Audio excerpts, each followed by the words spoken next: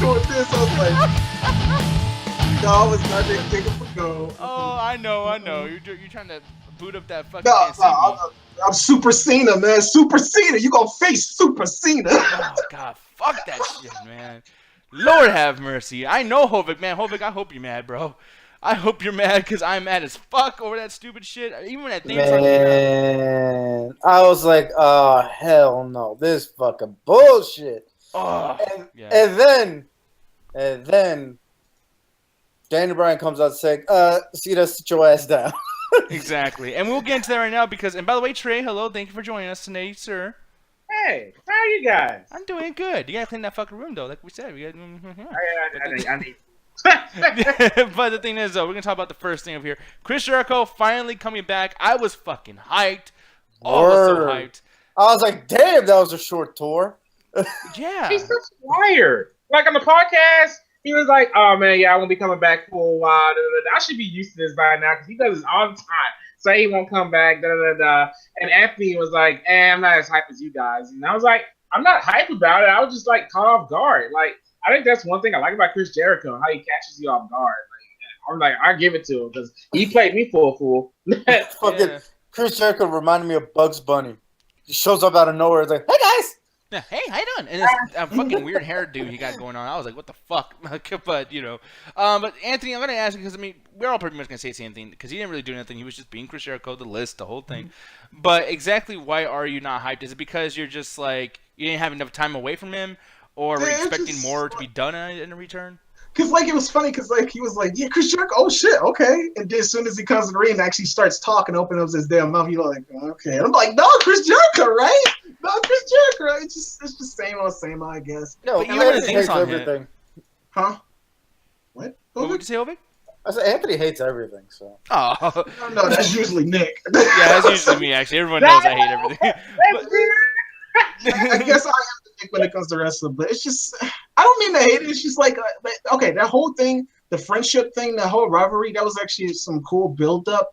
And then when it actually finally happened, it was pretty fucking cool. Like, you know, Kevin Owens slamming Chris Jericho's head through the fucking, like, television screen and shit like that. That whole thing, that, what did they call it? The Friendship Festival. That was all cool and stuff like that. But when they actually got to the actual match, and I know it's my fault. Like, I put it all on me. Like, of course, like, why did you expect anything like less than that? Like, it was just kind of mad. And then it was like the whole, I think that was happening around the whole Superstar Shakeup too, where it was like on both shows or some shit, and that shit was weird.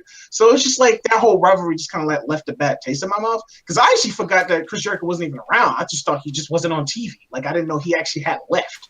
So when he actually seen him, I was just like, oh, damn, he had left? That's how much I didn't even care. So I was just like, and I just want Chris Jericho, like, his podcast is pretty fucking cool, but actually, and it's not that he can't still go, because he can still go, and every time he's in the wrestling ring, like, he's like, that motherfucker's like almost 50 years old and can still do that lion salt, like, it's effortlessly. I mean, not lion salt. What is it called again? Well, no, I think it is the lion salt. Yeah, the so it is the lion salt? Okay. So, yeah, like, he does that shit effortlessly. So, badass to him and shit like that, but I'm just like, yeah, I guess I'm tired of him. I guess I'm just really tired of Chris Jericho. So. Yeah, I mean, I see what you mean, but you know who I'm sick of, man, and I'm like really, really sick of, and I guess I should be waiting to pull this up, but fuck it, because this face he makes over here, just like, like, oh, I hate that motherfucker, dude. It's okay. Why does he get a shot at the time? Here's the thing, people. We did a Raw reaction show last night, and we just argued like a motherfucker over SmackDown shit at the end, including, like I always do, Nakamura, who is a new Roman Reigns at this point. He is so fucking Roman Reigns. I cannot stand this motherfucker. But the thing is, though, is like, okay, I get it. Tonight's match was actually pretty cool with him and Baron Corbin. I actually really like the match a lot. Baron Corbin is doing a great job, you know, selling and just continuing on with an entire match, which is pretty cool. I don't know what the fuck move that was. That was a bad example. But the thing is, though, apparently Jinder Mahal comes out, and for one, no rebuttal from Randy Orton, no Steen Brothers, no Great Kahli, and I'll get into that right now with the whole episode 3 of where the fuck are these WWE superstars, because once again, like, you know, people are missing 2 hours in the show. We need that third hour. God damn it, give us 3 hours. But anyways, yeah, why does Nakamura get to fight Jinder Mahal? I don't understand that at all, or even John Cena. I mean, anyone got anything on that sense? Because I just don't get it. Like we know they was gonna build them up from the get go. Like soon as SmackDown got Nakamura, like you said, we should have called Backlash WWE Nakamura. So it's just like they was gonna be all over his ass and actually build him up back to the main card and stuff like that. So I think this was just like a long time coming. Like we seen this like way back. But, like I get what you're saying. Like yeah, of course we've seen it, but like why does it happen at the same time? He's over. Like you don't want them to be late like they did with Daniel Bryan when it was just like when he finally did get up to the main card, whatever. And granted, it's a balance because there's like you could either do it too fast or too late. But I would rather them do it now to see if he can actually have that staying power because this might actually work in your favor, Nick. If he actually does get up to the main card, actually does get the main belt or whatever, and people really don't give a shit about him, they're gonna drop that belt and put it back to somebody else that people actually give a shit about. Unless they just really just want to shove it down their throat like they do with Roman Reigns. So that's what I was it gonna could say. go either way. Is that you say that, and we get the same thing with John Cena, Roman Reigns, Dean Ambrose, with Rollins. I know like everyone likes Dean Ambrose and Seth Rollins right now, but there was a time where people didn't like them either. There was a time people were booing Bray Wyatt when he was a fucking like damn near face, and people were like, "No, this shit's stupid. Fuck you, boo." It even happened to Randy Orton back in like that time we showed that video of him doing the big dancing thing after the RKO on Mark him and Christian. People turned on Randy Orton too because became so stale. People actually fucking booed or just didn't make sense didn't make noise when Kane was coming out at a certain point. It's like these motherfuckers get boring, and Nakamura was boring since day one. But Trey, I heard you were talking though. Go ahead, man. Like, what do you think about this whole situation, the match, and Nakamura might be facing Jinder Mahal? Match, I enjoyed it way better than Battleground. Hell yeah, it was way better. It just seems like I read this earlier tonight. Just seemed like WWE apologizing for that bullshit Battleground pay-per-view. They're like, hey, we know Battleground was bad. Here's what it is tonight. And that match, that's pretty good. Now Nakamura going against Cena. Nakamura, I feel, does not deserve it yet. I really don't. And I guess we were going to do a prediction thing earlier. That's why I think Cena might win. Because I just don't see Nakamura going against Jinder Mahal for the title. It's just, no, it's too fast, way too fast. And I don't think that needs to be a thing. According to the dirt sheets from like 2-3 months ago, that the whole plan, or whenever the hell Jinder Mahal won it, the whole plan was to have Nakamura face Jinder Mahal at SummerSlam and Jinder dropping it to Nakamura. Okay. I thought we were putting the dirt sheets over. No, that was like one of the last times I read them. You're wrong.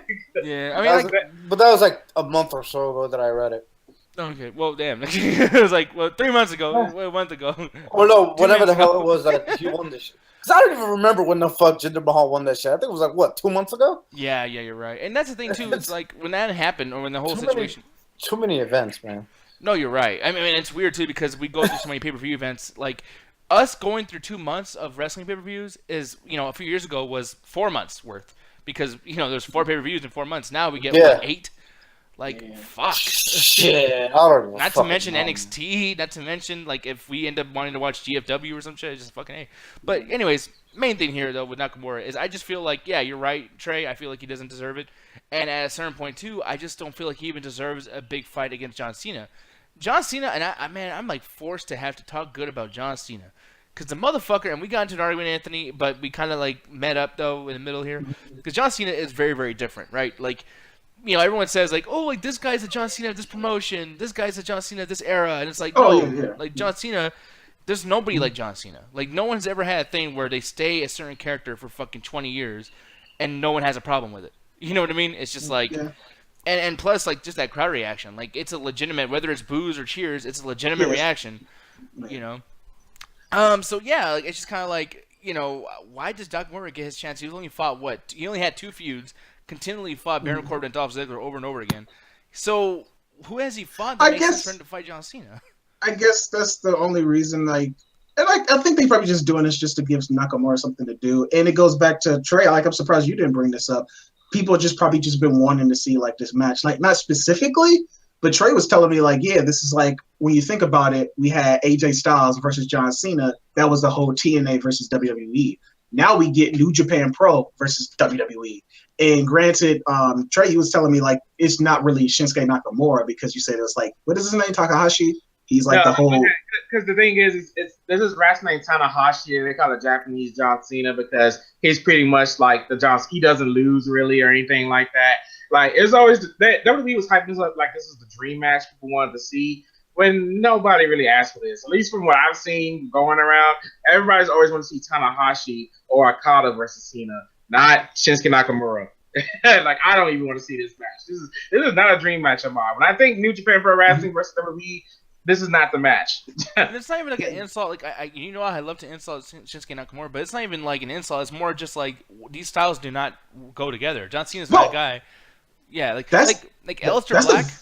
Oh, I'm sorry. Go ahead. No, that's the very reason why I'm curious. Because, like you said, those styles doesn't match. And granted, that could, like, potentially create a really fucking horrible match with really bad pacing and considering. And it could be very, very awkward since they probably don't know how to work with each other. But for that, like, this is really the point where, like these two people, I guess my faith in both of them come into play. Because John Cena, he's really not the best wrestler, but he is capable of putting on good matches with certain people, like he did with CM Punk. Like that match was fucking amazing.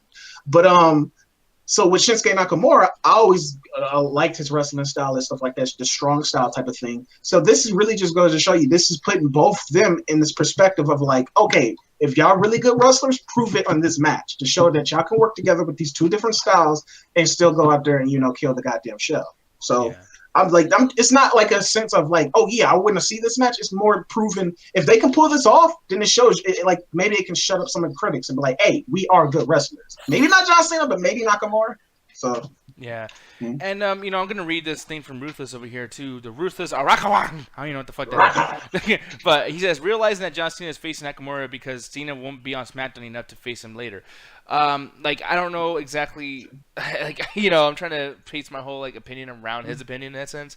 But that's another issue too is that both these guys, Nakamura, even if he is on the show. Woo, I did that right. Even if he is on the show, his mic skills, he might as well be absent because you don't know what the fuck he's saying. And John Cena, he's not a guy who's going to wrestle every single night, and I don't think he's going to be, especially without talking smack. I mean, dude, our next topic in the whole, where the fuck are these superstars? John Cena, he doesn't have enough time to talk about Nakamura every single show. You know what I mean? If they did a feud with this or whatever, how are they going to build that? They can't even build, half the fucking wrestlers because they don't have enough time. I mean, we're too busy seeing Aiden English sing for fucking 10 minutes, and a boring-ass, tag team of, dude, that tag team match, brother.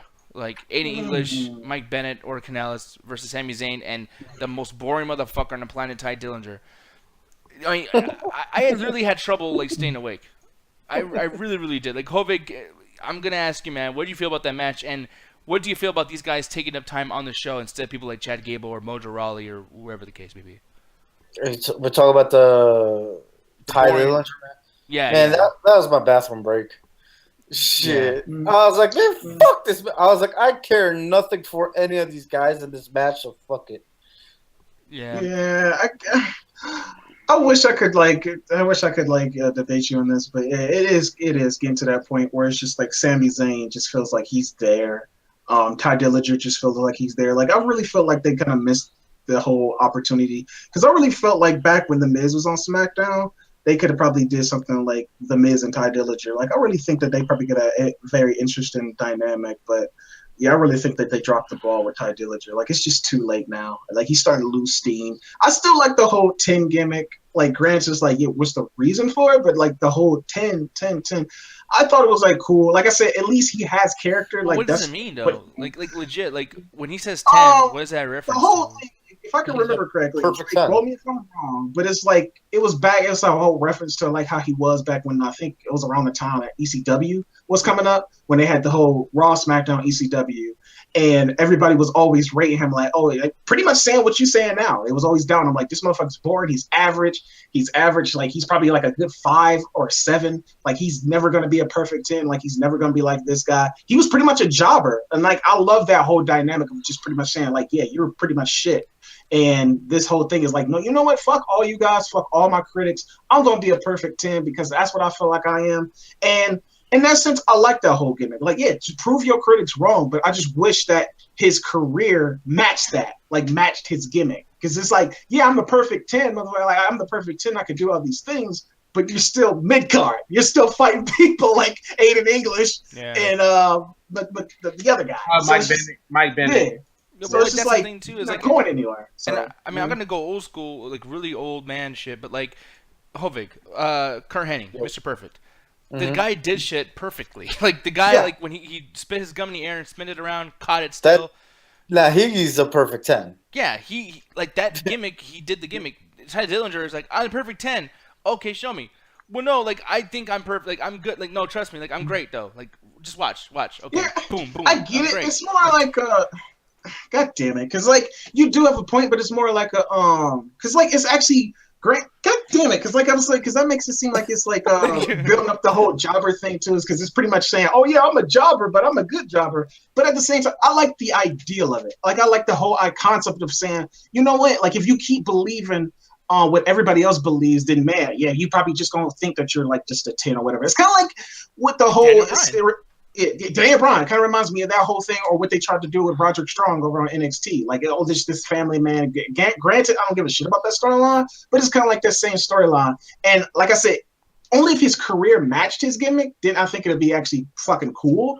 But since he's not going nowhere, then the whole perfect 10 thing is kind of just left on the wayside. But it's just like even the Kane thing, when he became Kane at a certain point, or you continue on with Kane, it's like the big red machine. Well, he doesn't sound like a machine. He's not taking hits like a machine. He's the demon from hell, but he's wearing like fucking slacks. It's like this is not cool no more. Or same with like fucking a few people. It's just like they take these certain like things away that made you this particular character. Like I don't give a shit anymore. Daniel Bryan showed it with just him doing the shit, and then afterwards he'd be like, I did it. Like I conquered the whatever the fuck. And John Cena has the same character too. Like you guys said I wasn't shit. And by the way, like John Cena was a jobber at a certain point. He wasn't that big of a deal. But he proved people wrong, and then he became the franchise and hustle, loyalty, respect. But that was afterwards, and that's how that worked. Nakamura does this whole strong style shit. Everything he does is weak. The motherfucker barely hits people. I mean, everybody on the SmackDown roster hits harder than Nakamura, and they're throwing potatoes. Nakamura is doing some typical like fucking velocity shit. I mean, it's fucking crazy. To be fair, Nakamura has to nerf himself. Like. With the way things are on WWE, because and like even the match, because I posted that match where Kurt Angle and Shinsuke Nakamura went at it back in 2008. Like it was before Nakamura was doing the crazy thing with the hands and everything and stuff like that, and they were hitting hard and everything, because that's how it is in New Japan Pro Wrestling. That's true strong style. Like the strong style you see in WWE from like Kota Ibushi and Shinsuke Nakamura and all that, it's a very nerfed version of what you see in NJPW. No, but like I mean, and when we watch that one day, we'll rate that and say, hey man, like that's great that 8 years ago. Like, but what's happening ever since I've seen him on my fucking screen, he's bad. All bad. 95% bad. Bad. I even looked up an NJPW match, and there was a couple parts I was like, oh man, that's better than a WWE match. But it was like nothing from Nakamura was really that great. It was just a great match. But what made him like nothing made me go, ooh, I like that guy. It was like, no, I like this match. And to be honest, NJPW, every match is that good. That's why it's such a great show, because you watch NJPW and every match is fucking badass and you're on the edge of your seat. So Nakamura is just a little piece of the puzzle that's taken out, and it's like, yeah, the guy actually sucks when he's exposed and it's not working with great talent like the guys on the NJPW. And at a certain point, you need to stop like hoping that your writers and your people who book the matches and your other dance partners come with you somewhere. You're gonna be by yourself, so be a good fucking wrestler. Stop being sucky. Dude, Chris Benoit, when he did kicks on back in the SmackDown days, every kick was like, ooh, fuck. Or Mr. Anderson, when he took a punch, he would fall down and roll out of the ring and be like, fuck, that really hurt. Like acting, because it is an acting thing, it's fake. Nakamura gets a hit and he just goes like, oh, like Bruce Lee and shit. Like it's like someone hit low punch in the fucking video game and he just went away for a second, came right back. It's like, fuck. Like it frustrates the fuck out of me. It really, really does. Like the match lasted fucking forever, and that's why I'm sick. Like, and I'm gonna go into the next thing here, but like I know I hate Great Kahli. I hate that he came back at Battleground, which by the way we'll review Battleground at the end of this. But it's like no Great Kahli, no Randy Orton. Why the fuck do we have promos and all this shit in the match? We already saw Baron Corbin versus Nakamura, but we saw that again tonight, and yet we couldn't see Randy Orton. You would think he'd be pissed off, right? Well, Thank no, heavens. no. The whole concept of the Punjabi prison match was to end that feud. That's why we didn't see him. Well, he should have Thank came God. back and beat up the Scene Brothers or called out Great Khali. Yeah, but then the feud keeps going. Then they had to end it. Oh, and dude, like Nick, come on now. Like, granted, yeah, that better be good storyteller, but like in this sense, I probably wouldn't want to see that. Like, would you really want to see a Randy Orton versus Great Khali match? No, well, for one, we're gonna see it. So I don't know why you guys are saying like, "Oh, they ended it." It's not over, y'all. I don't know what makes you think this is gone. I really wish it was. I really wish it was over. Wish all we want, it ain't done. So that's why I'm rating it in the sense of like this is bad because we know shit ain't done. They literally took off half these characters. Like it's not like Great Khali came and then he both self-destructed. We'll never see him again. No, like he screwed him out. Well, sometimes they do that shit. So like you can't like completely say that because like certainly like somebody would just come out and then they would just completely write his ass on television and they'd be like, oh shit, they was on the roster. So sometimes they do that. In this case, they probably will, but at the same time, it's just like, yeah, Randy Orton and Great Khali, like. Oh man, like I just really don't see where, like, even storyline wise, I don't see where that can like literally go. Like I guess they just give them something to do, but and I guess like if they brought them on the show, I guess they wanted the main focus to just be Jinder Mahal and John Cena since Rapid John Cena doing that whole little thing. So maybe they might do something next week, but yeah, because I don't know where they would probably fit it at in the show. Yeah, if they was to do that. So because you really need to hear an English scene. That's very, very important. Yeah. You don't understand. Apparently they see something in English. Like apparently, like I don't know what to do with that is because like if they was gonna do the whole vaudevillains thing, I would have fired them too. But that's just me. But then it gets to the point like I'm getting even more mad thinking about this shit because, and this I warned you that we were gonna have a fight on the show. And I think I kind of figure. I think I know what it is. And we're on this third topic. Episode 8. We're in the fuck are these WWE superstars. Every fucking night, every Tuesday, every pay-per-view for the last 4 months, Fashion Files. They literally got rid of it for a week, and I was like, yay! Then he brought it back. I was like, fuck. And I swear to God, and they even promised too. Last Tuesday, they promised that we're gonna figure out like who's the main villains of this whole thing on Battleground. We didn't find that out. And then tonight, no Fashion Files. I can't believe I'm saying this, but where the fuck was Tyler Breeze and Fandango? Thank God. And thank God, but like at the same time, I've been watching this every week. So where the fuck was it? You gonna finish it or not? I'm not bothered by it at all. I'm so bothered by it. Good riddance to Randy Orton. Good riddance to the Fashion Files. Goodbye. I did not need to see that on my TV. I got tired of it. I am done. My mind is done. You can't just stop it in the fucking middle. You can't just. Oh, it's over. That's a cliffhanger for your ass. Oh, it's like if you watch. I don't even know what to I don't even know. That's like if Mark Wahlberg walked to the tree and it's like, ooh, we're about to find out if the trees could talk to Mark Wahlberg and happening. But then the trees, that never happens, and it just ends. Mark Wahlberg. It's like The Sopranos. It's like they fucking walked into the goddamn and yes, I will spoil The Sopranos season, whatever the fuck. But like, it's like when the bald head dude is like sitting down and the door opens and they're playing that song and then it's over. Boom. And it's like someone accidentally forgot to edit in the fucking Fashion Files segment. Good riddance.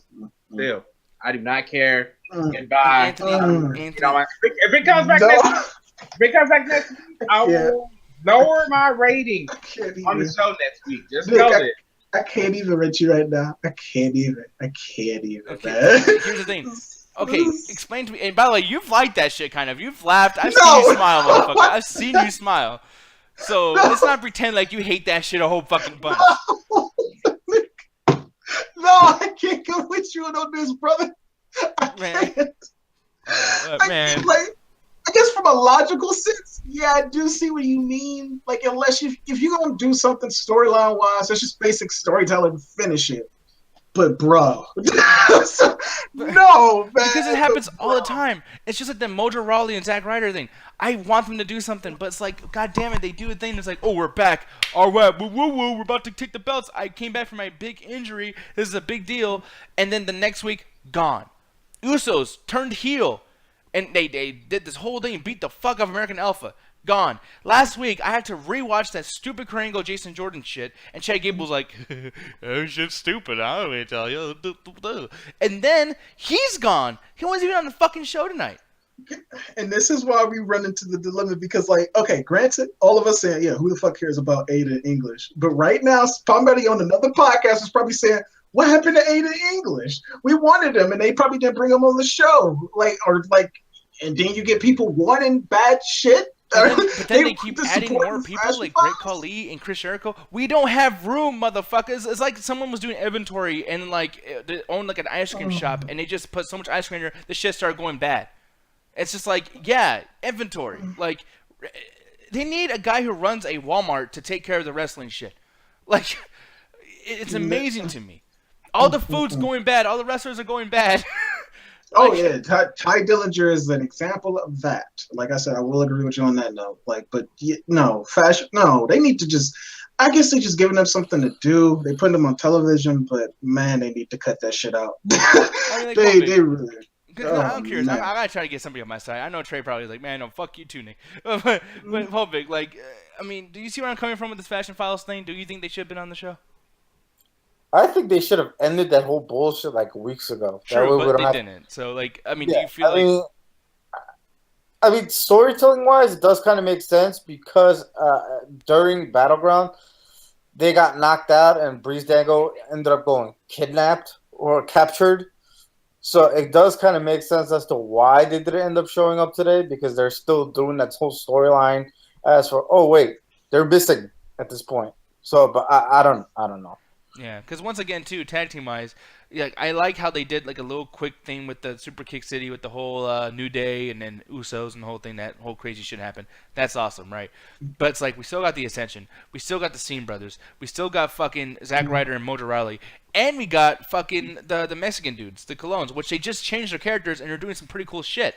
Like Epico and Primo, they doing some cool shit and like. That's right. I forgot they was on the Raw. Yeah, like in that sense, like I said, yeah. What the fuck are they out on TV? Like I forgot they was even a part of SmackDown. Yeah, so. and they got rid of that, and I'm just like, damn. Like, I hate to keep saying it, but make it 3 hours. Like, and I'm gonna do this every week until they do make that shit 3 hours. It might be a whole fucking year of doing this shit, but every week I'm gonna count how many motherfuckers are missing from this show. I mean, fire them then or something. I don't know what the fuck. And Rusev was gone.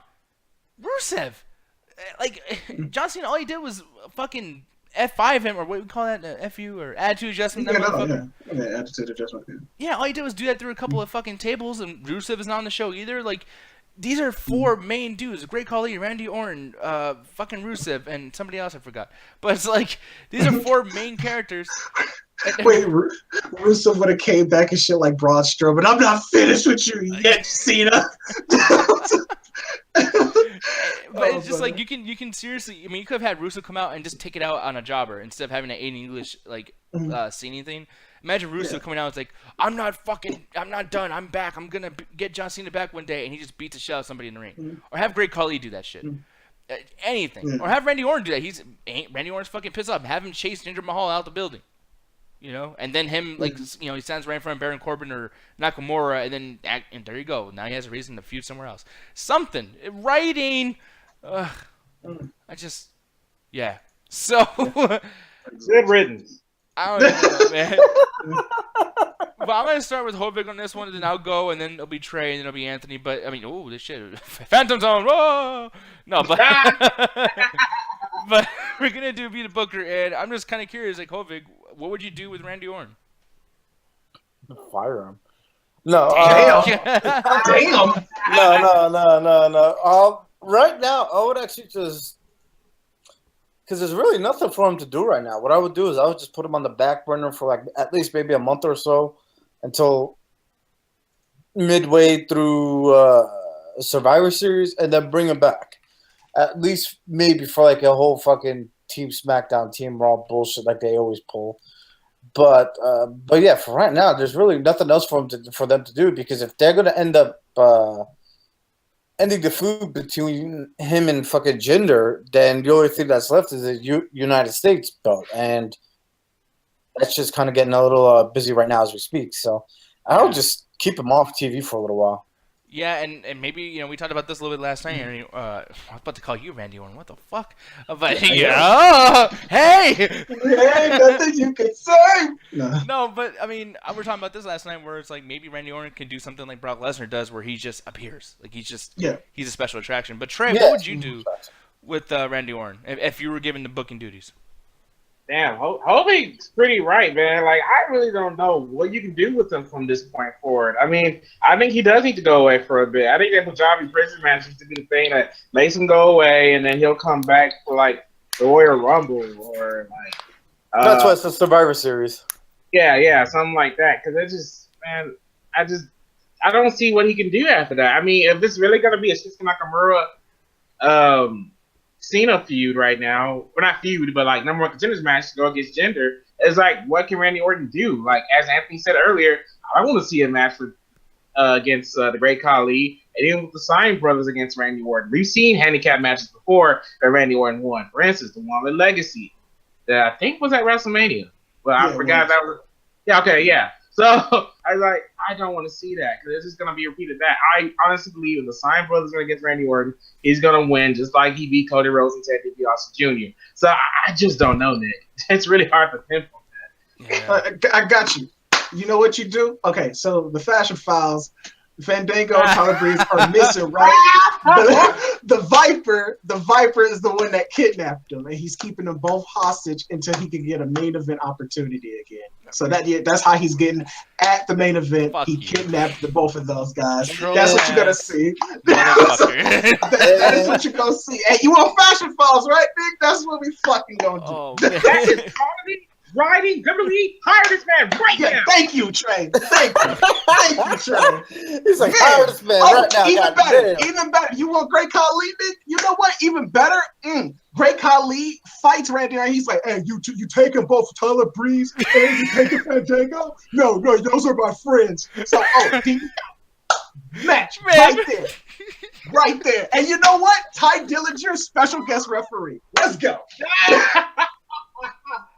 Fashion Files, Nick. You want more Fashion Files? Fuck this show. You ain't making fun of me, motherfucker. And the Hyper are the managers on the side. Yeah, Hype Bros are the managers, man. Hype Bros are the managers. And the winner, they get to take home the prize. You know what the prize is? Naomi's belt, glowing in the dark. It's a glow in the dark match. Well, why not?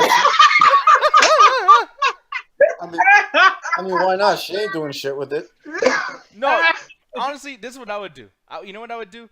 I'd make the WWE Television Championship, okay? And it's a show that goes on. You can go on any roster, okay? Just randomly, just goes wherever the fuck it wants.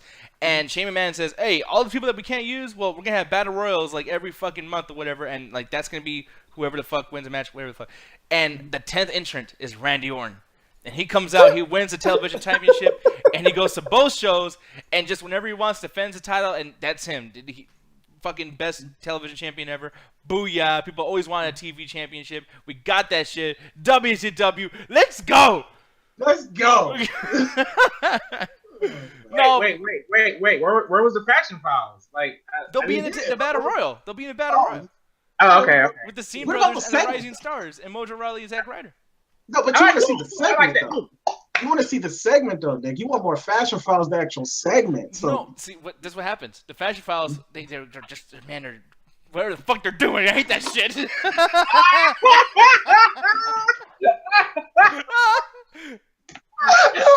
Stupid fucking. They're fashion filing, all right, and then they fucking walk into the office and they're like, wait, what's this? These are 2 entrant number cards. I guess we're in the Battle Royal. And then they make out, they fuck each other, and then in the Battle Royal, Randy Orton eliminates him.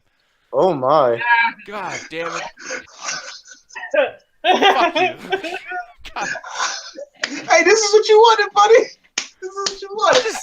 Hey, Nick, you do you, baby. You do you, baby. Hey, I'm just saying, dude. If they fucking watch this guy in video, be like, man, Nick, we want that motherfucker. Yes, more game sex. No, but this show gets a fucking 1 out of 5. Fuck this show so fucking hard. This show sucked. Matches were good. Main event was good. But where the fuck is Dolph Ziggler, the best performer on the fucking show? Where's Rusev? Where the fuck is the best tag teams? Or any tag teams? Where the fuck is this? Where the fuck is that? Why the fuck am I watching it? What the fuck? Why the fuck? Where the fuck? When the fuck? Fuck! 1 out of 5. Hopefully, take it away, sir. Well, damn. Well, today it gets a 2 out of 5 for me. Well, To be fair, the main event did save the fucking night for me. It was a pretty good match. Nothing else really interesting happened tonight, but yeah, so there's really not much else you can fucking say about it. I like how Randy Orton's looking at you like, "I'll see you next week when I come back." Put up his ass. But yeah, 2 out of 5. Trey, take it away, sir. I'm really curious at how much you're gonna piss me off right now. I'm gonna give it a 4 out of 5. No, I was playing. Oh shit! Dude, I almost fucking went to cardiac arrest with that bullshit ass fucking number. My phone almost fell out my hand. Take over the house. Anyway, I give it a 2.5 out of 5. Like I said, it felt like the WWE writers are literally just being like, "Hey, that Battleground people you saw, we're sorry about that. Here you go. Here's some good stuff." And there was a lot of good stuff I did enjoy. Like I said, Nakamura, Baron, I thought that was pretty cool. The match was meh. I didn't really like it too much. The thing that made it awkward was that Tamina Lana stuff at the end. That was very awkward. Like, especially because it took Lana a long ass time to get out the ring. It's like, dude, you lost. Like, get the fuck out the ring. I think it was a chance from the crowd that fucking mind fucked her. Yeah, that's what I'm thinking. Maybe the fans saying you can't wrestle to her made her that way, but I was like, Aiden English, I gotta say, him going back to his old NXT gimmick is pretty funny to me still. I'm gonna get bored of it eventually, but I'm laughing about that. I'm just like, man, he's really trying to get that over. No, it's just the fact that he's really trying to get that over, even though it didn't work in NXT. That's what I mean, and that's funny to me. Okay. Like, it didn't work in NXT. That's why the possibilities happened to begin with. So now it's like, okay, you're doing this. And you can try, but I don't think it's really working. But oh well. I was about to KO you with that shit. Oh boy, you close. You saved yourself though. Hey, I turned it around. Anyway, Kevin Owens, Chris Jericho, AJ Styles was pretty much the match of the night. I enjoyed that match. It was a lot of fun. I enjoyed it. Did anybody notice that Naomi said women's evolution and not women's revolution? Yeah. I said Anthony the Evolution theme song. Remember, I listened to the Evolution theme song. I was like, well, I guess we're going to listen to this song. Evolution is a mystery. No, okay, and why you bring that up really quick? I'm sorry to just report your shit, but maybe we can agree here. But Naomi's promo was actually a little bit better. Even Anthony was freaking out like, oh shit, she said this particular thing. And she fucked it up because even she knows, you can tell in her voice, if you're around enough people in life, you know when people don't feel what they're saying. When she says the glow shit, it's so cringy because she does not own it at all. She's just like, hey, and you know what to tell you? You're going to feel that glow. She's like, man. And I've been saying this for the past couple of weeks. I do not believe Naomi as a champion. She hasn't been doing anything as a champion. That's why, even though a lot of people say that promo was good, I'm just not for it because she has not done anything to prove that, like she's talking like she has done amazing things as the champion. And that's my problem. She hasn't. She hasn't done anything amazing as a champion. She's just sitting at the sidelines, sitting back, watching all these people trying to go for a title, being like, yeah, I'm the champion. But nobody's really coming after you besides Lana, because I'm gonna let Lana job to me, and I'm still gonna be champion. Yeah, it's just Naomi. I could not find a promo for that reason. No, she is doing something. You know, she's doing. That's what she's doing, man. That's her whole entire thing, man. That's an amazing WWE Women's Champion career, man. Yeah. I take back what I said about writing. WWE fired this guy. Anyway, the New Day thing. I will say, why did it take so long for somebody to attack the New Day backstage like that? Like I mean, correct me if I'm wrong, but is that the first time somebody attacked the New Day backstage while they're doing and they just say the city or whatever? Like, the Usos did that. I was just like, okay, that was actually pretty awesome. It's like, finally, somebody did it to shut Big E up. That was great. I like that segment. So, 2.5. SmackDown was pretty okay to me. Anthony? I give it a 1 out of shut the fuck. No, but you won the fuck. But what the fuck? You won the fuck. But Yeah, this show is kind of just like average and shit like that. And this kind of really just put in perspective how fucking awful Battlegrounds was. Because Nick, you told me this, and this shit really pissed me off. I'm like, fuck that pay-per-view. But apparently that whole United States Championship shit was a botch, and that wasn't even supposed to happen. Yeah. And then they had to recover the shit and actually had put the belt back on AJ Styles because they fucked up. I'm like, fuck that pay-per-view, man. And there's video footage of AJ Styles in the ring after the match, and he's talking to the referee, and AJ's like, "What the fuck happened?" The referee's like, "Oh no, I was over there fucking laying down and fucking I was trying to sell fucking. I'm sorry." And AJ's like, "Well, what the fuck?" It's just like, what the fuck? And ironically enough, it was the same ref who did the main event tonight. Yeah. Oh my god, I love you. Yes. What the Man. fuck? Talk about storytelling, bro, in continuity. Yeah. God damn it, fuck that pay-per-view. And yeah, that one good thing that Trey said, that was pretty fucking cool. Although, like, yeah, because they have to use that whole attack back behind the stage thing very wisely. And I think if they pick their spots with that, it will make it look good. Because like if every tag team did that to the New Day, then they'd be like, okay, it's getting kind of like what it makes me remind me of is when Samoa Joe kept doing that shit to Seth Rollins. Like he kept doing that shit every week, and I was just like, okay, come on now, man. Or how Baron Corbin keeps doing it to Nakamura. So it's just like, yeah, they keep doing it over and over again. It kind of loses its luster. So I'm kind of glad that, yeah, this was the first time that it happened. And plus it makes the Usos look more threatening than they already are. Like, I will say this, granted, they rarely have them on fucking television, and they just now started putting them back on television. But how they book the Usos and make them look really fucking threatening, especially compared to the New Day, who's just fucking killing it on Raw, that's actually really fucking cool. And it's actually kind of like somewhat slight, even though I slightly miss it because it's kind of cheesy. I just liked it, the Uso crazy shit. But it is way better, 10 times better than that. It's just how they booking them, how they dressed, just their aura, overall character development. That's actually really fucking cool. And they laid out the New Day. So that just really made them seem really fucking threatening that they coming for the belts. The Divas tag team match too was kind of mad or whatever. I will say this though, me and Nick had laughed about it, but Tamina had gave somebody this mean ass stink face. Like she was just like, she was pissed the fuck off. I'm like, who you mad at? It's like, it just made me laugh. I was just dying laugh. I was like, damn, she's mad at somebody right now in the backstage.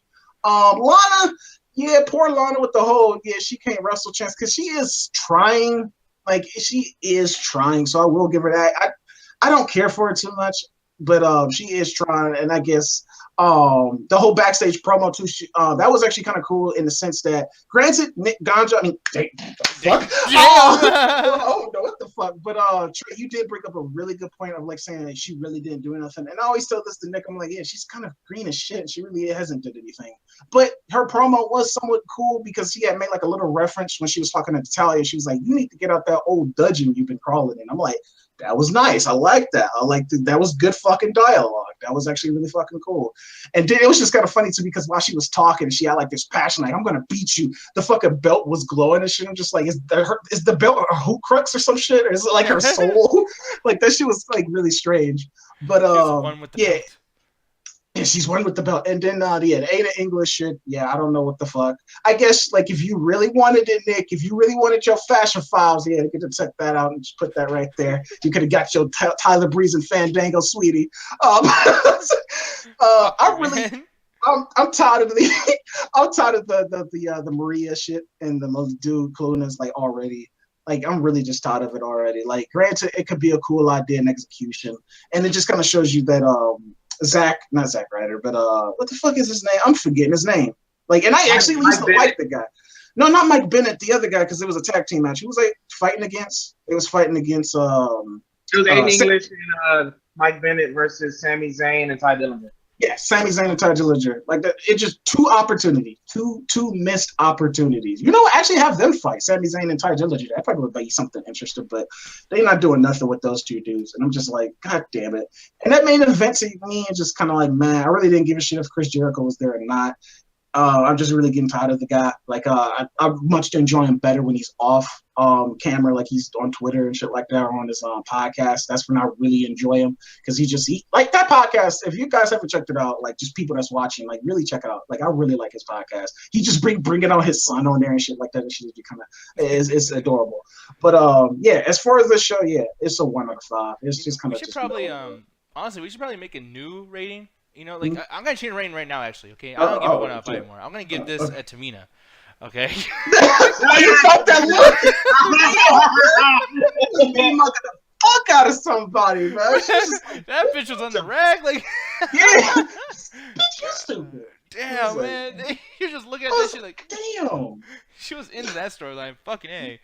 But 1 out of 5, no. You agree with me, you know, Hovig and Trey, you don't know what the fuck they're talking about. You fucking, you know, the whole thing. But you know what, Nick? I probably would have gave it a 2 out of 5. We had those fashion files, man. Like, okay, I will fuck you up, man. God damn it. Fashion files, man. Like, where that at? Like, and we even booked everybody tonight. Yeah, exactly. Like, Successful Big Guy Hangout, guys. A round of applause, everybody. Fuck you. But here's the thing, though. What we're going to do really quick, we're all going to give our numeric and then just keep it to 10 seconds each. Everyone 10 seconds each. Or, you know what? Name, like, the thing that you hated the most of the show, because we ain't going to say nothing good about this shit, probably. But for Battleground, because, you know, we didn't do a Battleground show, and honestly, it's not worth doing a fucking show, because fuck that shit. What are you going to do? What's your finger? They literally slid through the fucking cage. The Singh twins slid through the opening of the Punjabi prison that match. Randy Orton and Jinder Mahal could fucking fit and through. then they couldn't even... Fuck that pay-per-view. 0 out of 5. Hovig Cherkizian, what about you, sir? 4 out of 5. So, Nick Diaz, the guy with the fucking brain. I'm kidding, man. Fuck that show. Oh, man. My rating is fucking Battleground. Fuck it. It was nothing but a fucking Battleground. There's a fucking war zone in that shit. So bad that they should cancel. Man, fuck that show. Jesus fucking Christ. Man, I can't believe I sat there and watched that shit and ended up going back later to watch my fucking Game of Thrones. Why did I cut it midway? I have no fucking clue. Wait, Midway's been out of business for a while. What the fuck? I know, man. God damn, man. Fuck, and I don't even fucking, man. I'm done. I'm going to do mine really quick because I'm pretty sure Trey's going to flip the fuck out. I hope he is, if he has the energy. But me, I'm going to fucking tell you something really quick. That fucking show is bullshit. Now, within 10 seconds, I'm just going to say, that fucking match, Great Kahli, we knew ahead of time that Great Kahli was going to fucking be there. And it was ridiculous. It was the worst thing ever. That botch was fucking bad. And the entire show was ill-paced beyond fucking anything. I don't even remember the fucking show. The whole show I don't remember. Yeah, definitely a fucking 0.5 out of 5 because I will say, that match at the end with Randy Orton and Great Kahli, at least it had a lot of action, and Randy Orton was taking some real fucking hits with that kendo stick. I felt sorry for that Steel and Force fucking kendo stick. Quick mention too, because Trey had brought this up. Damn, going through 15. Oh, Vince McMahon. Oh, Vince McMahon, my leg. No, but Trey had brought this up to me that was very fucking interesting too, just like FYI. But apparently, when you listen to this on the Hindu commentary, they was actually like it's kind of obvious because just like of course they would do that, but they was actually saying like, oh yeah, Randy Orton is like the evil American and shit like that, and oh yeah, he's trying to go over to Jinder Mahal, who's like the savior. They was like making sure like this motherfucker was like the new second coming of Jesus apparently on the Hindu commentary and shit like that. Like they just kept selling it, saying like Jinder Mahal is like this greatest thing ever. He's like everybody in India is supporting him or whatever. Well, that's happened with Bret Hart too, when Stone Cold was going against Bret Hart and the whole thing. And then like the Canadian, where the fuck they got Heart Foundation, all those guys were faces in Canada, but in America they're heels. But it was like, imagine like The Rock or Stone Cold or whoever was a big deal, like getting booed out the building in Canada. Yeah. It was like crazy. Like that always like it's very fascinating when I hear shit like that. Like it makes me wonder like if we would have probably listened to like Bulgaria during that John Cena versus Rusev match, like what they would have did the same thing for Rusev. Like it makes me wonder that. Oh, that Rusev match, man! I wish we had more time, but I'm not even gonna waste time. We'll bring that shit. I will say one thing. The opening tag match wasn't that bad. Oh, that was amazing. Actually, I had fun with that. That match was actually pretty decent. Next week I found a GIF and I was just showing next week, but there's a part in a John Cena match where like. It was like two little kids playing, like, okay, you can grab this, and I'll grab this, and I'll put it, okay, you got that? All right, cool. Like, it was so fucking, I hate. Are you talking about when they grab the fucking tables and shit? No, the flag part. When John Cena's about to put the flag, or Rusev was about to put his flag back where he's supposed to, and John Cena waited until Rusev had his hands right there, and he just, like, put the flag right into Rusev's hands. Like, it's hard to explain, but it was, and then, dude, when John Cena could have won, but he walked as slow as he possibly could, to the fucking flag. Oh God, fuck. Fuck that bullshit match, bro. God, fuck that Trey. bullshit show. Trey, Battleground, you take it away, baby. If I remember correctly, also, the Hindu commentary did something that I don't think the American commentary does in keeping continuity. And I even forgot about this, but a long time ago, Jinder Mahal married Great Khali's sister or something like that. So they even remind you that Great Kahli is helping his brother-in-law. Why is it so hard for an American commentary to remember shit like that? Or why? I mean, maybe they weren't given the storyline because that should have been part of the video package. That's very, very important. Yeah, that is very. That should have been put on the show tonight. Hindu commentary. Remember that. The Hindu commentary. Why don't we get that continuity from the American? It's like we supposed to forget everything because we just make excuses like we're stupid. Meanwhile, the Hindu, they're getting everything from continuity and everything. Just by reading that, I'm seeing that difference. I think that would have probably made the match better if I saw it like that with that commentary. Because fuck that. Fuck everything that happened. I didn't care about the tag match. I didn't care about the women's match. I didn't care nothing. And that pay-per-view was important. 0 out of 5. I just do not care. That's why I gave the show 2.5. Because Battleground was just such a shit show. We all watched the show. You all just revealed to me that we watched the show and we didn't even do a show on Sunday. Why the fuck did we do that to ourselves? Even Anthony, when Anthony was messaging me, that caught me off guard. I was like, why are you doing that to yourself? Why am I doing that to myself? Why the fuck are we doing this to ourselves? Trey's so mad his voice is echoing. I love that shit. I don't know. But here's another thing, Trey. Why are we even watching wrestling? I'm so close. You want to know why? You want to know why, Nick? Because we grew up with this shit. And it's like we can't fucking stop. Well, I'm so close to just doing it where, you know what, we're now a retro wrestling show. Every Monday and Tuesday we're going to do old episodes of Raw and SmackDown. Like, I'm at that point where I want to do that. And those glasses, you need 2 more, though. I think you need 2 more. Because then how many glasses would that be, Anthony? 3 glasses. 3 glasses. Yeah. Oh, my God. People, though, it is time to get the fuck out of here. I'm tired of shit. I fucking hate wrestling, man. Anime night. Anything with that, guys? Oh no, we are doing the anime night. Oh no, fuck that. We ain't doing shit. Yeah, fuck that shit. We ain't doing. No, but especially on fucking up on miscommunication on me and Trey's part, we finally figured it out. I think we're gonna have like a poll ready, right, Trey? Like we can just we're gonna go ahead and do the poll. Miscommunications happen. We're doing a poll. Prepare for it. Gonna be Wednesday. I almost said Thursday. I almost fucked up again. Wednesday after tomorrow. Yeah, tomorrow. Don't forget the Midnight Chat Attack 7:30 CST. Anthony, I've been taking over for you. I got this. I've been doing it now. Wait. Why the fuck am I here then? I could just go. Where are we going? No way, guys. People attack the fucking strap. Big versus big. And I got. He's got like both guys. Alright, fuck WrestleMania! I almost forgot! Fuck WrestleMania! Fuck Battleground. Fuck SmackDown. Fuck Raw. And fuck WWE. Oh, fuck.